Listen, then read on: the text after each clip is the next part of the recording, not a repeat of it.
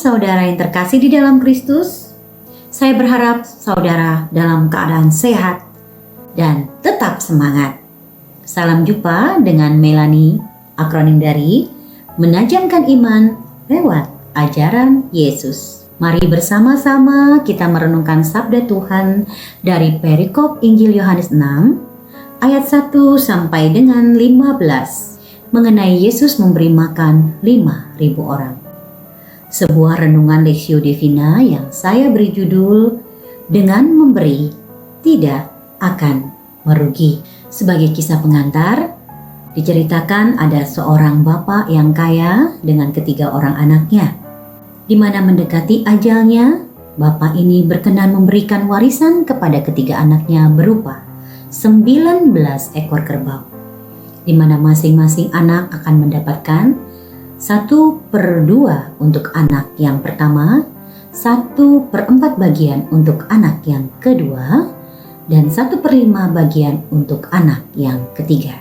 Namun sepeninggal ayahnya justru mereka mendapatkan kejanggalan, di mana mereka akan mendapatkan bagian yang sama-sama tidak utuh. Hal ini membuat mereka bertengkar dengan sangat hebat. Dan pertengkaran mereka sampai ke telinga bapak tua penjaga ternak. Dengan keadaan yang walaupun jauh kurang beruntung dan hanya memiliki 1 ekor kerbau saja, namun supaya terciptanya kedamaian di antara 3 anak tuannya, bapak ini merelakan satu-satu miliknya supaya genaplah bagian yang diterima oleh 3 anak tuannya ini. Maka genaplah menjadi 20 ekor kerbau untuk dibagi kepada ketiganya. Maka anak pertama mendapatkan 1/2 dari 20, ia mendapatkan 10. Anak kedua mendapatkan 1/4 dari 20, ia mendapatkan 5. Anak ketiga mendapatkan 1/5 dari 20 menjadi 4 ekor kerbau. Mari kita hitung sama-sama. Ditambah 5 ditambah 4 menjadi 19 ekor kerbau. Ajaib ya, bahkan masih sisa 1 ekor kerbau yang pada akhirnya diberikan kembali kepada bapak penjaga ternak yang tulus hatinya. Ternyata dengan memberi tidak akan merugi.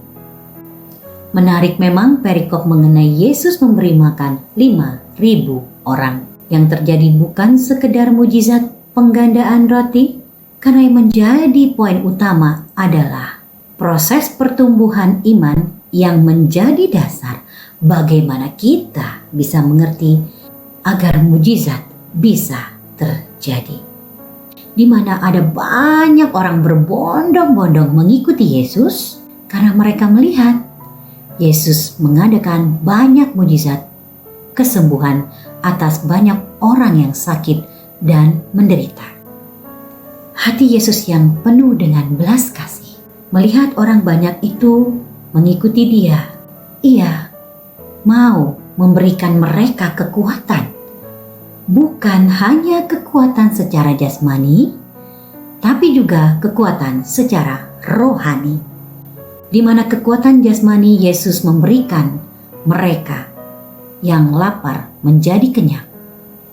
Dan kekuatan secara rohani adalah kekuatan yang memampukan mereka melihat bukan saja mujizat kesembuhan, tapi mujizat penggandaan roti. Dan di dalam percakapannya dengan murid-muridnya, justru ditemukan masih ada kekhawatiran dan keraguan-raguan dalam hati para murid. Di mana Filipus mengatakan, bagaimana mungkin 200 dinar bisa memberi makan orang sebanyak itu? Dan Andreas pun berkata dengan keraguan-raguannya, apakah mungkin 5 roti jelai dan 2 ekor ikan mampu mengenyangkan perut orang yang lapar sebanyak ini? Di mana 5 roti jelai dan 2 ekor ikan itu hal pemberian seorang anak kecil yang menjadi bagian dari orang banyak yang berbondong-bondong mengikuti Yesus. Dengan kasih dan kuasanya, Yesus mengucap berkat atas 5 roti jelai dan 2 ekor ikan itu.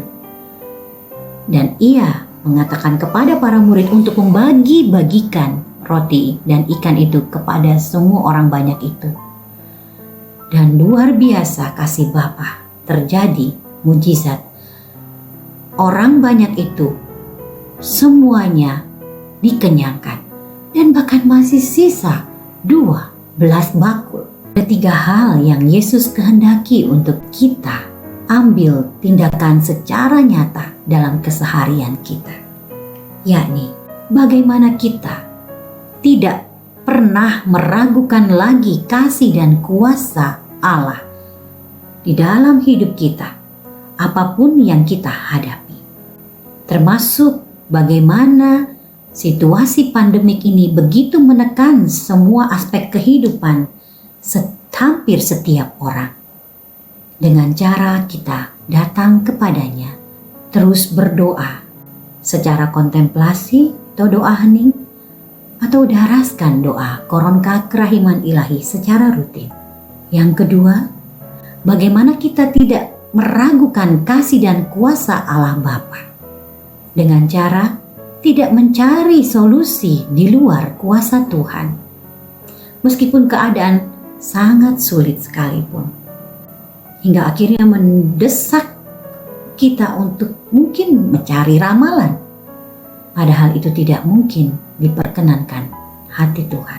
Dan akhirnya untuk terjadinya suatu mujizat, meskipun Allah Bapa sangat berkuasa dan berdaya untuk mengubah setiap keadaan, namun Ia juga menghendaki agar kita pun dapat dijadikan alatnya yang bisa mengambil peran untuk menjadi penolong bagi sesama, sebagaimana teladan seorang anak kecil yang memberikan bekalnya 5 roti jelai dan 2 ekor ikan untuk digandakan oleh Yesus. Dengan cara memberikan sembako kepada tetangga mungkin yang kita tahu baru saja di PHK. Banyak hal kecil yang bisa kita lakukan. Berdoa dengan tulus untuk orang yang sedang sakit dan menderita. Itu pun merupakan sarana untuk Tuhan berkarya dan mengadakan mujizat melalui hidup kita. Sebagaimana quote Santo Ignatius Loyola, ajar kami memberi dengan tidak menghitung harganya. Tuhan Yesus memberkati, berkah dalam